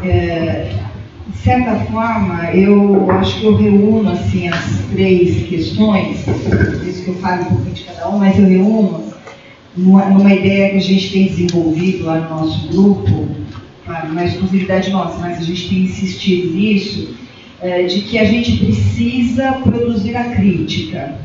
E a crítica, durante algum tempo, a gente falou muito disso, uma psicologia crítica, né, um pensamento crítico, e depois paramos de pensar o que é ser crítico, né, e aí isso ficou um pouco desgastado, e a gente agora acha que é importante investir na ideia de que é preciso ter o pensamento crítico, é preciso produzir a crítica na psicologia. É dessa forma que eu reúno as questões que vocês trouxeram. Por que isso? Né? Porque acho que a gente tem que ter sempre atenção no cotidiano, seja lá, depois eu vou falar um pouquinho das ONGs que o Gabriel perguntou, mas essa coisa da identidade, quem sou eu, acho que assim, ir pelas contradições, que foi o que o Daniel colocou, é uma maneira de ter um pensamento crítico, a gente ter clareza de que a realidade não é só uma coisa, é uma coisa e outra coisa, quer dizer, a contradição é uma forma de pensar que nos ajuda a entender a realidade em movimento, né? Não ver só de uma perspectiva. Inclusive a nossa própria ação. A nossa ação, muito provavelmente, boa parte do tempo, ela também reproduz uma realidade que a gente não quer, por uma série de questões, porque a gente não tem clareza o tempo todo, porque as condições impedem da gente fazer diferente, porque, enfim, as contingências ali presentes de alguma forma nos empurram para uma coisa que a gente não queria. Mas o pensamento, a reflexão, a avaliação que a gente faz pode eventualmente mostrar alguma alternativa, pode mostrar uma possibilidade, né? A gente ainda estava outro dia discutindo em sala de aula a questão do trabalho, os limites do trabalho, da assistência social, e assim como muitas vezes o CRAS, ele era uma visão, a gente estava lendo um texto lá que faz bastante crítica, a própria ideia do trabalho com as famílias, que a gente sabe que tem limites mesmo, porque muitas vezes a gente faz um trabalho com família pensando numa família ideal, idealizando a família e no fim jogando tudo nas costas da família ela que se vire. Então a gente tem que criticar isso. Por outro lado, né, a gente pode fazer um pouco diferente com a família, na hora que a gente dá uma escuta diferente, na hora que a gente dá algum espaço para manifestação. Então, o texto que a gente estava lendo criticava bastante essa forma da atuação dos ruas, né, que muitas vezes mantém as pessoas nesse lugar que negligentes, de que não faz o que precisa alguém fazer por elas, né? Mas aí a gente contava um caso lá, um caso daqueles bem, vamos dizer, né, com todas as vulnerabilidades que a gente gosta de citar. E ao mesmo tempo dizer assim, essa pessoa ia frequentemente ao CRAS. A gente fala assim, gente, olha lá a contradição. É uma pessoa que tem todas, vamos dizer assim, as questões, tem todas as dificuldades, que a política, de certa forma, não responde, mas que vai frequentemente ao CRAS. Por que ela vai no CRAS? O que ela está dizendo com isso? E a gente não percebe, né? A não ser repetir, né, na nossa contradição, repetir que ela é negligente, ela não faz, não adere, não faz o que está dito, não traz os filhos, não cuida dos filhos. A gente só sabe apontar o que ela mesma, de alguma forma, já vive, né? Mas essa potencialidade pequena que seja, que faz com que ela volte ao CRAS, né? Por que isso acontece? O que tem ali acontecendo que a gente deixou de perceber quando a gente vê um caso como esse? Então, é uma coisa pequena, mas eu só estou querendo mostrar assim, como às vezes a gente passa batida a contradição. A gente não vê nem de um lado nem do outro, né? Ou a gente só não vê a própria atuação reprodutora, né, e não transformadora, ou a gente só fica no nível da crítica e não percebe coisas pequenas que sejam, mas que a gente poderia estar fazendo, porque exatamente a gente deixa de pensar pela contradição. E, provavelmente, dar uma outra escuta a essa mãe que ia lá sempre no CRAS, sempre do mesmo jeito, mas o mesmo jeito da mãe, será que não tem a ver com o mesmo jeito do técnico que atendia? Quem é que estava indo sempre do mesmo jeito, vamos dizer assim, né? Então, se de repente se muda ali aquela escuta, isso não altera, não é um jeito de pensar pela contradição? Então é verdade, muitas vezes a nossa prática também fica cristalizada. E você já tem os clichês todos para dizer, a família isso, a família negligente não adere, não vem na reunião, não faz, não segue as coisas que tem que seguir, nossa, essa gente, até essa ideia que a gente fala, essa gente é assim mesmo, essa gente, que até o texto lá do Luiz Saraiva que tem esse título, né? Que trabalha o quanto isso é uma construção do serviço que deixa a família, o indivíduo, o usuário no lugar que ele estava, né? Não tem nenhum movimento aí. Qualquer movimento aí requer pensar pela contradição, né? E pensar pela contradição é ter um pensamento crítico, é não se contentar com o que está posto, é pensar para além do que está na nossa frente, é minimamente querer pensar, mas podia ser diferente, né? Como isso se produziu, que é outro elemento do pensamento crítico. Como isso se produziu? Por que essa mãe é assim? Cheia de vulnerabilidade. Tá, mas é pouco falar isso. Por que ela se produziu dessa maneira e chega aqui sempre dessa maneira? O que está acontecendo? O que eu estou deixando de ver? Ou seja, estou deixando de ver um processo que, de alguma forma, ela está anunciando. Quando ela volta no CRAS sempre do mesmo jeito. E a gente fala, de novo, né? Em vez de ver assim, o que será que ela está me dizendo?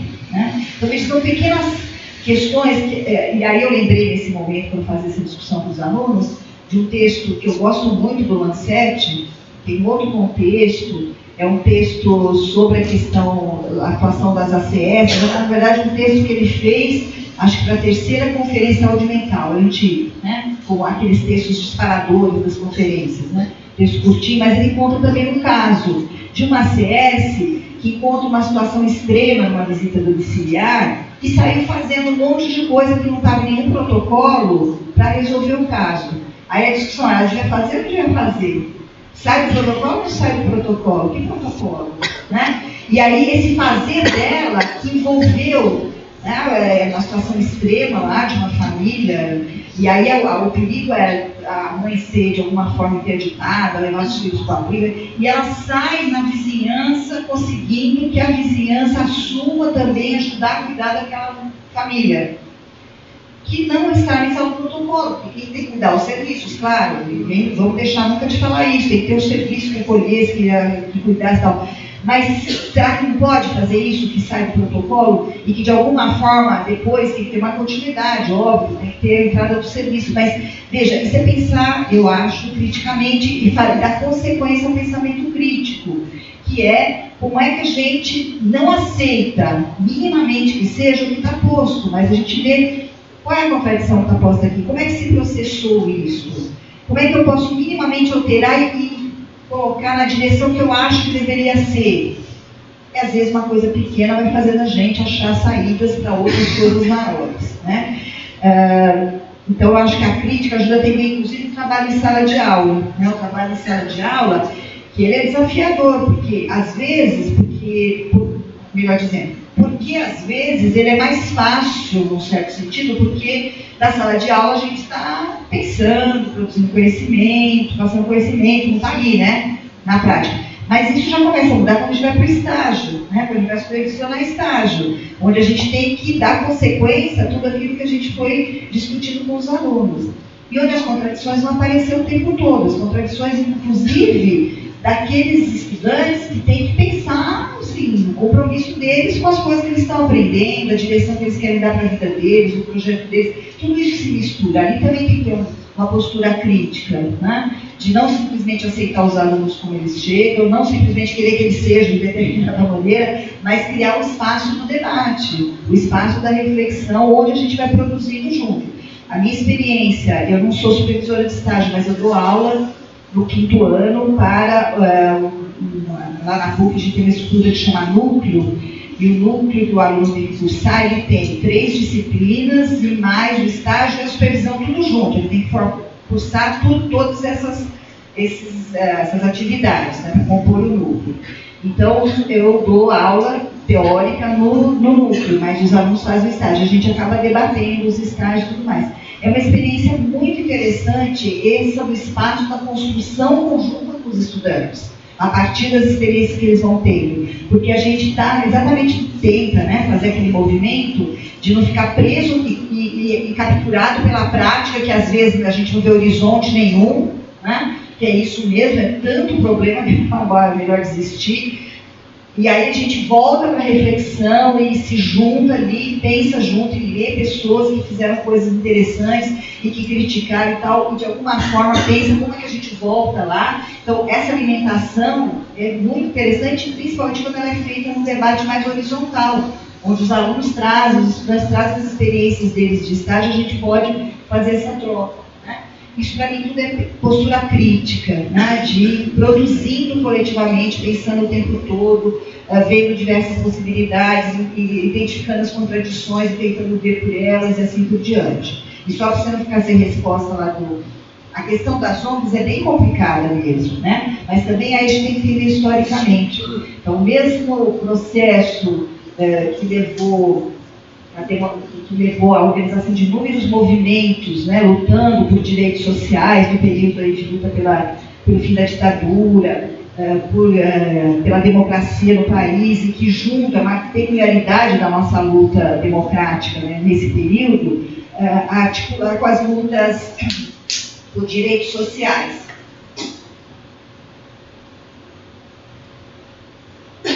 E esse mesmo movimento organizou, né, muitas vezes e gerou as ONGs em muitos espaços, quer dizer, movimentos de bairro, movimentos de mães, movimento por creche, movimento de moradia, viraram ONGs, né? E aí a gente tem isso num contexto que é o da década de 90, de um neoliberalismo ali galopante, que também achou muito interessante que a gente tivesse trabalho voluntário, que tivesse trabalho terceirizado, que o terceiro setor fosse valorizado, e isso foi realmente uma forma de executar as políticas, que atrapalhou muito pela fragmentação, pela desresponsabilização do Estado. Então, recuperar isso depois, quando a gente vai discutir, por exemplo, vou pegar o exemplo de criança e adolescência, tem um monte de ONG fazendo trabalho nas medidas socioeducativas. Vocês sabem que é um custo transformar isso no SINASE, e mesmo assim continua sendo um custo fazer o SINASE valer. Então, qual que é a lógica aí? É tirar essa fragmentação e produzir um sistema nacional socioeducativo com alguns parâmetros fundamentais que fossem respeitados por todo o trabalho socioeducativo. Você não ter, né, desde conversão religiosa até, sei lá eu o quê, passando por diversas outras coisas. Então, foi uma tentativa de fazer uma articulação dos trabalhos. Claro, tem ONGs muito sérias e com trabalhos muito interessantes, mas é fragmentado o trabalho, independentemente da qualidade que a gente possa encontrar, né? E aí isso vai atrapalhar mesmo a questão da identidade, porque você se filia, às vezes, está atravessado o trabalho, e isso se mantém, a gente sabe, né? Porque uma forma de expandir os trabalhos da assistência social foi contar com as ONGs que já faziam esse serviço. Acho que tem tentativas na política, que são todas as tipificações, todas as normas técnicas, toda a legislação, que tenta fazer a mesma coisa que os sinais, quer dizer, dar uma certa organicidade ao trabalho que é pulverizado. Mas isso requer fiscalização, requer acompanhamento, requer monitoramento, é super complicado. E isso, com certeza, atrapalha a identidade do psicólogo, da psicóloga que está lá.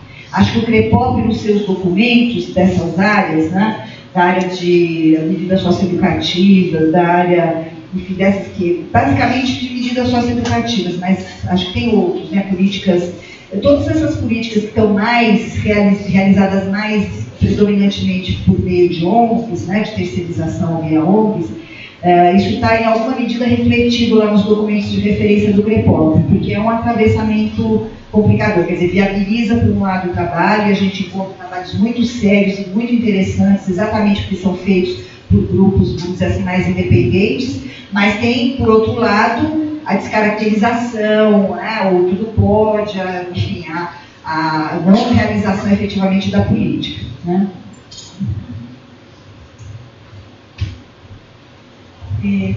Pensando um pouco na constituição da subjetividade do trabalhador, até pensando nessa questão do reconhecimento do trabalhador, que o Gabriel perguntou, eu acho que também tem a gente passa por uma perspectiva, às vezes, de idealização do papel do psicólogo. A gente tem essa... O que o psicólogo faz? E aí a gente fica em situações muito polarizadas. Ou ele faz assim, que é o certinho, não sei o quê, ou ele é subversivo, a gente acaba colocando sempre em caixas e não pensando no leque de possibilidade de atuação. Os trabalhadores do SUAS, Gabriel, eu acho, né, eu estou dentro do SUAS desde sempre, eu acho, não tem, eu acho, que uma identidade como da saúde, né? Então, alguns trabalhadores da saúde se colocam, eu sou trabalhador da saúde. Do SUAS, não, porque acaba entrando como uma possibilidade, às vezes de trabalho, nem sempre de identificação. Então, eu vejo muito dança das cadeiras no SUAS, assim, né? Então, eu vou para a média, eu vou ganhar um pouco mais, eu achei mais legal um trabalhinho para básica, e depois volto para alta. Pintou uma oportunidade da saúde, fui. Eu acho que tem muito essa... eu percebo que não tem uma identidade, né, do SUAS. Tem um movimento dos trabalhadores do SUAS, tem um fórum de trabalhadores do SUAS, né, que eles estão há um tempo aí, eles são fortes. Campinas... Quem está aqui? Tem alguém de fórum aqui? Dos trabalhadores? Não? Do SUAS? Não? E aí eu não sei como é que está agora. Tiveram vários encontros, mas também em São Paulo eu sei que está mais organizado e forte. Mas eu não percebo um reconhecimento enquanto trabalhador dessa política, até porque eu acho que é uma política bem recente. Né? A gente tem as ONGs de fato muito importantes que entram no buraco do Estado, mas a gente às vezes não vê a perspectiva dessa saída. Né? Então eu faço um bom trabalho, mas eu acabo me rendendo, e de um lado, pela responsabilidade, lógico, né? Assim, né? Fechar as portas hoje lá de todos os usuários, porque a gente sabe que a política não tem condições de acolher. Campinas, né, ontem o CRES era porta fechada. Né? Como é que você tem dentro de uma política CRES de porta fechada? Enfim. E aí acho que isso reflete diretamente na formação, né, Carol? Acho que a gente fica nessa também idealização desse aluno, como é que a gente constitui, e concordo com você. Eu acho que entra nesse panorama aí de como é que a gente lida com essas coisas, e de um aluno, principalmente da gente que está em instituição privada, muito esperando as coisas acontecerem. E não se envolverem para que essa transformação passe por ele também. Então fica essa sensação de que, meu Deus, se eu estou falando, eu vou ser culpabilizado também por uma possibilidade de construir um pensamento crítico. Né? Então, quando você leva várias possibilidades de discussão, nem sempre é compreendida dessa forma, porque passa por crenças, valores e o momento social que a gente está vivendo. Bastante fragmentado. Né? Ou eu sou isso, ou eu sou aquilo. Mas se você pensa assim, isso é assim, né? Você não pode ser outras coisas, você não tem um leque, é sempre binário, ou isso ou aquilo, é isso ou aquilo. Então, eu acho que isso passa pela construção da subjetividade do trabalhador, a não identificação também de algumas áreas, que impacta diretamente na postura dos nossos alunos dentro das faculdades, das universidades. Mais alguma pergunta, gente? Eu vou aqui à frente agora.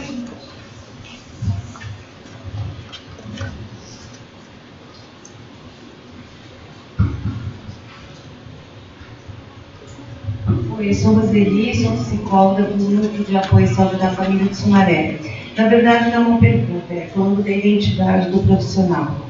Eu sou profissional SUS, mas a identidade do que o psicólogo, na verdade, faz dentro do SUS, a gente ainda também não sabe.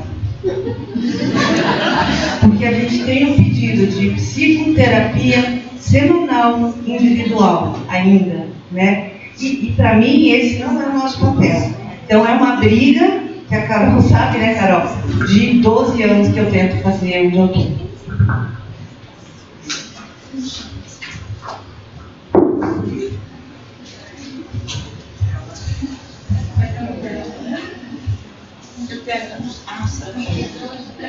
Melhor isso aí. Deixa eu ver se aqui.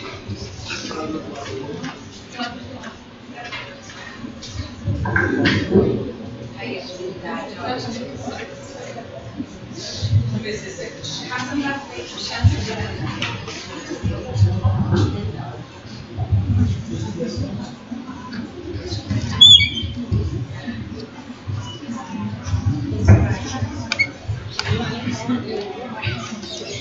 Esse aqui já deu, não?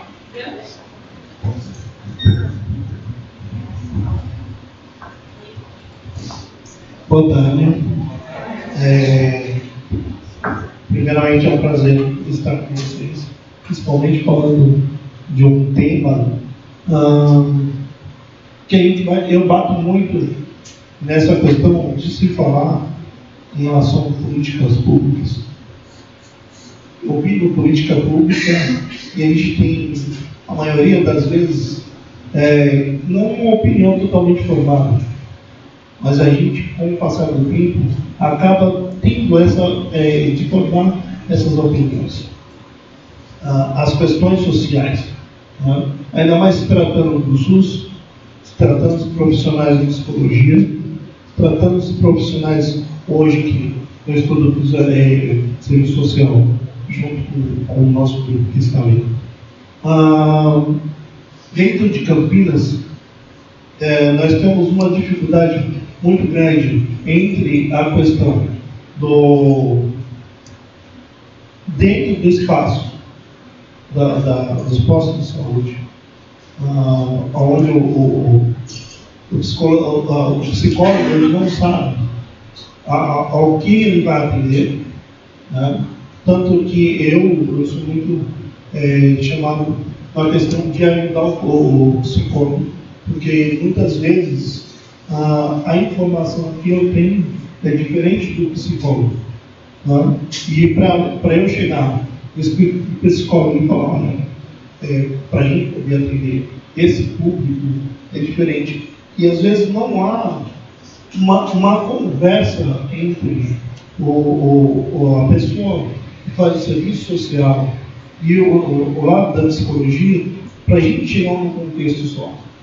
E eu entendo muito que, assim, nós falamos de políticas públicas, mas a gente esquece, num amplo debate como esse, não é que eu esquece, eu entendo que, assim, a gente tem uma certa dificuldade de chamar administradoras que a gente deveria cobrar em relação a políticas públicas, num espaço como esse, para cobrar grandes situações que a gente debate constantemente.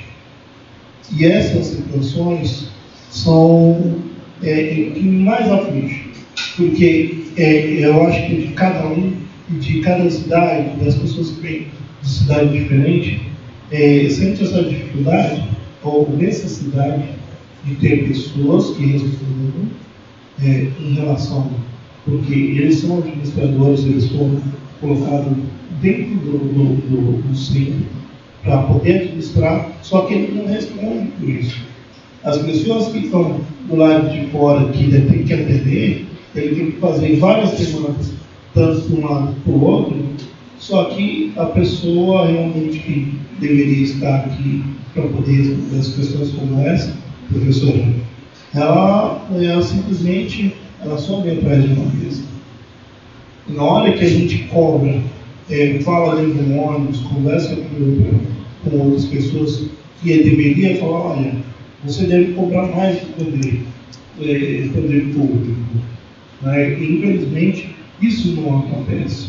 Porque ela não tem a informação direito, porque ela trabalha, ela não tem tempo. Ela não tem o entendimento ou não procura entender isso. Ela quer que outra pessoa também faça essa parte. Então, a gente está discutindo em grau de diferentes proporções. Mas eu entendo também que, se não há um administrador para a gente poder questionar essa parte, falar, olha, nós fazemos várias rodadas de conversa. Vocês são convidados, mas vocês não aparecem. Como a gente pode discutir e, mais além, melhorar as questões da casa, a questão da saúde social, a questão da psicologia, para melhorar para a população, sendo que essas pessoas não aparecem em discussões como essa. Então, fica aqui a minha questão de não só pergunta, mas de desabafo, porque a gente, como estudante de serviço social e estudante de psicologia que nós temos aqui, e já as pessoas da área, sente muito essa falta. Às vezes a gente fica de um lado para o outro. E as discussões, ela tem que ser em outro grau para poder cobrar e falar, olha, você está indo, né? Todos nós cobramos. Só que isso tem que ir no outro patamar. Tá? A gente só pede que a gente discute tudo, mas a gente só precisa cobrar de quem senta na cadeira e fica lá esperando. Mais 4 anos. Obrigado pela atenção. Washington. Mais alguma pergunta, gente? Vou então encerrar as questões e caminhar para a mesa.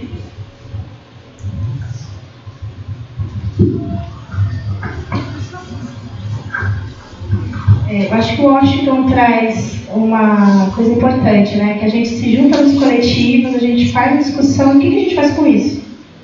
Acho que essa é a perspectiva que ele traz realmente. Qual o encaminhamento? Como é que a gente consegue usar essa potência para, de fato, responder todas essas questões que a gente está colocando aqui do começo?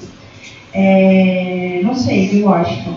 A gente trabalha lá no conselho, uma série de coisas, mas porque a gente ainda está com esse buraco de formação de base, eu acho, né? Como é que a gente junta isso e, de fato, cria ou reconstitui esse Estado democrático que está nesse desmonte? Eu acho que o grande impacto do desmonte está nisso, assim, de não ter respostas, a gente fazer todo um processo legítimo de participação e envolvimento e ser ignorados. Então, eu acho que isso é o que mais acomete o cotidiano do trabalho. Eu tenho todos os caminhos, eu percorro todos eles, mas ele é desrespeitado. Acho que é uma coisa que a gente pode pensar, né? Como é que a gente caminha as coisas daqui?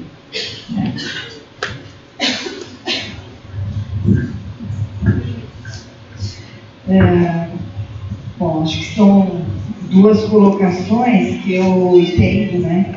Realmente acho que esse âmbito aí envolver os responsáveis, de alguma forma cobrar a gestão, envolver a gestão na questão, acho que são aspectos fundamentais. E é isso, às vezes a gente consegue um pouquinho, mas às vezes não consegue, a depender de quem é a gestão, de como ela pensa, a própria administração do serviço.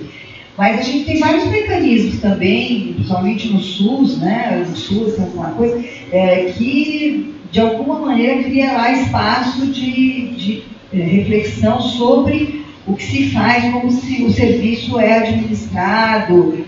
Então, acho que assim, tem que achando os espaços. A Juliana falou, vamos pensar na consequência das reflexões que a gente faz. Então, entendo, acho que o desabafo é legítimo, né, e é real, de fato, mas acho que assim, só o fato de pensar junto já vai indicando aí possibilidades dessa conversa repetir em outros espaços, de alguma forma, ter alguma organização. Eu acho que isso passa por organização dos trabalhadores, que é sempre difícil, né, mas que tem que ter para a gente fazer o enfrentamento das questões. Então, acho que todos nós temos essa tarefa, né? Eu falei agora há pouco, estou bem antiga hoje, né? A gente falei agora há pouco do trabalho de base, agora estou falando de organização dos trabalhadores, que assim, eram palavras de ordem lá na década de 70, né? E a gente achou que meio estavam resolvidas essas coisas e de repente a gente percebe que essas coisas não se resolvem nunca, enquanto a gente tiver uma sociedade que explora o trabalho, que é desigual, que, enfim, não dá espaços de participação, que ideologicamente vai capturando as pessoas. Então, a nossa atenção a tudo isso é sempre importante. Então, acho que são receitas que a gente retoma, né, no bom sentido de retomar a receita de fazer o trabalho de base, fazer a organização e ter espaços coletivos e ter os projetos. E eu acho, Roseli, queria te provocar, ainda aí, eu acho, Roseli, que tem sim uma identidade, né? E, de certa forma, o Washington passou por isso também, mas, assim, não é aquela identidade que a gente idealiza, né? Ou que, às vezes, a gente também reproduz e faz a sociedade continuar acreditando que o psicólogo é aquele ser especial. Não é. Eu acho que quando você diz, eu trabalho lá há tanto tempo e não vou fazer psicoterapia individual porque não é o caso, pronto, você já mostrou qual é a identidade. A identidade do trabalho que é pensado na equipe multiprofissional, na estratégia de saúde da família, na clínica ampliada, é outra, na atenção básica, é outra lógica. E a identidade está lá, está nisso. É que muitas vezes a gente, nem a formação fala dessa identidade, a gente ainda tem esse problema, a formação ainda idealiza aquele... Ó, gente, vou contar uma coisa para vocês que eu ouvi há pouco tempo, na PUC de São Paulo, né, que tem lá um curso importante, reconhecido por todo mundo, assim, né, é um curso considerado bom, de forma geral, e a gente ouviu, ninguém falou para mim diretamente, que sou professora lá há muito tempo, tenho lá muitos amigos que me falaram diretamente, mas vi alunos na cabeça mesmo, que alguns professores acham que o que a gente ensina para os alunos é muito legal, mas não é psicologia, a gente ensina outra coisa, no núcleo de psicologia e políticas públicas.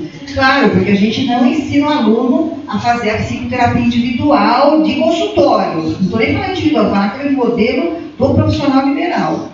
A gente não ensina mesmo. A gente desconstrói essa ideia como a única possibilidade de ser psicólogo. Mas os meus colegas queridos lá ainda falam para os alunos, é legal o que elas fazem lá, mas não é psicologia.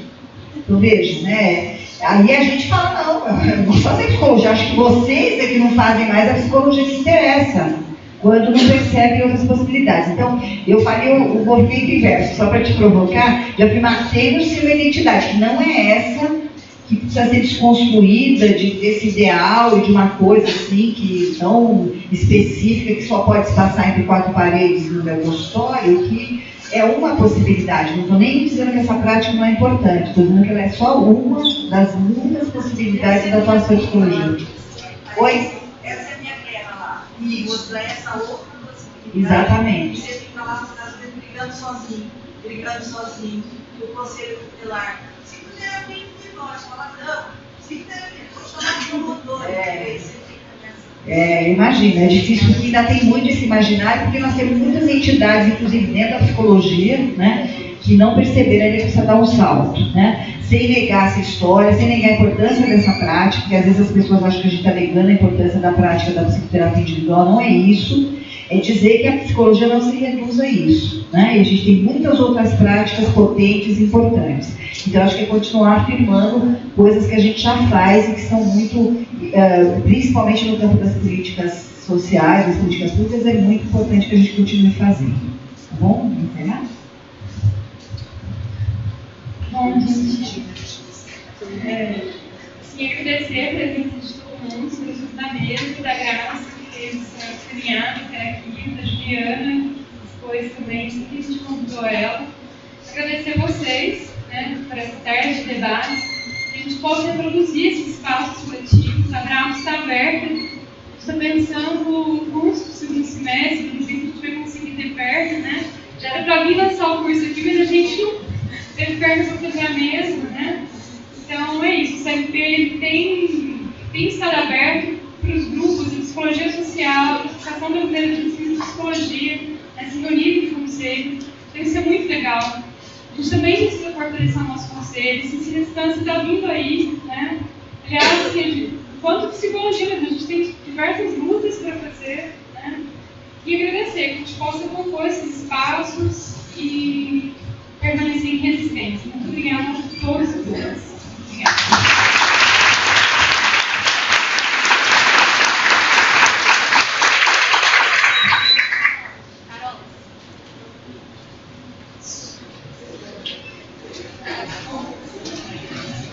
Você poderia só divulgar para o pessoal o evento nosso que vai ter em Mogi Guaçu semana que vem, fazendo um favor? Pessoal, tem gente que quer a divulgação de um evento. Peraí, por onde que eu vou? Aqui, ó. Boa